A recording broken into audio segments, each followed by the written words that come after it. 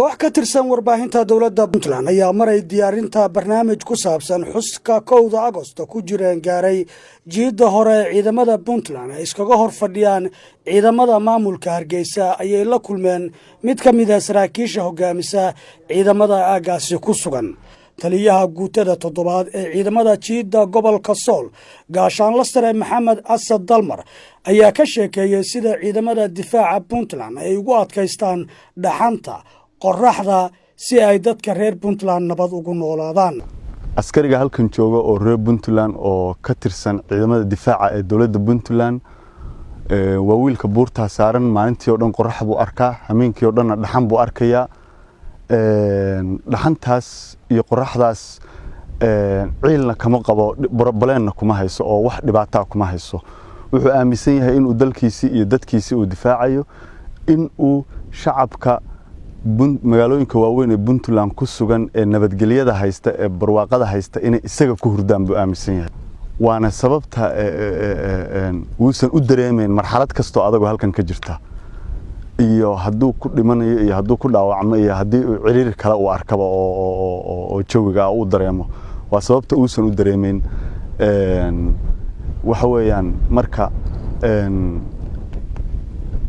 waxaan u mahadcelinayaa anoo fursadda ka faa'iideysanaya dhammaan ciidamada difaaca ee dawladda Puntland ee soo majeystayaasha ah goob kasta ay joogaan oo u heelan in ay dalkan iyo dadkan naftooda u huraan una shaqeeyaan difaacana dawladnimada Puntland ilaaliyaan iyo tan Soomaaliya. Maxamed Asad Dalmar aabihiis waxa uu ku geeriyooday gobolka Mudug isagoo difaacaya dawladda Puntland isaga la fahantiisu waxa uu ku waayay mid ka mid ah xubnaha jirkiisa kuwa ugu muhiimsan walina waxa uu jiida hore u taagan yahay difaaca dawladda Puntland. meeshan waa guryaha ciidanku degan yihiin oo ay difaaca ka dhisteen ayaga gacantooda ku dhisay waa dhagax iyo geedo iyo bacaha dusha ka saaran hadda halkan waxaa la dhahaa hotel Huruuse la yiraahdaa waxa weeyaan Huruuse wamba la yiraahdaa waa aragtaa meesha uu ku yaalo waa meel baadiyo oo cidlo oo furin oo jiida solarkii baa yaala hadda way arkaysa ciidamada difaaciye kale ka yimi oo mobilada ku dabaysanayay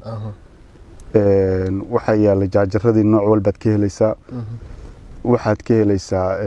khadkiisa aad buu u fiican yahay dabuurtii sare buu saaran yahay oo meel kor ku yaala hay abu ku yaala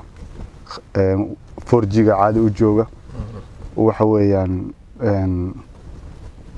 waa wuxuu ka mid yahay goobaha ciidanku dhisteen Huruuse wamba lagu naanaysaa ciidanku u bixiyeen sababta meeshaan Huruuse wan ka yahay halkaan Huruuse wan ka yahay hadii marka qolada boosaaso joogta ay Huruuse wan fresh iyo ku seexdaan iyo alaab diyaarsan wiilka furinta jooga wiilka halkan waa kan hotelka ugu casrisan oo uu seexdo aad iyo aad gaashaanle sare Maxamed Asad Dalmar waxa uu shacabka reer Puntland iyo ciidamada qalabka sida noocyadooda kala duwan ugu hambalyeeyay munaasabada 1 Agoosto oo ku beegan 24 guuradii ka soo wareegatay asaaskii dawladda Puntland. hambaliyo baan leeyahay shacabka reer Puntland ciidamada dhammaan laamaha kala duwan ee dawladdu ka kooban tahay qof kasta oo reer Puntland hambaliyaan leeyahay munaasabada weyn ee sanad guurada 1 August oo maalinteeni noo gaarka ah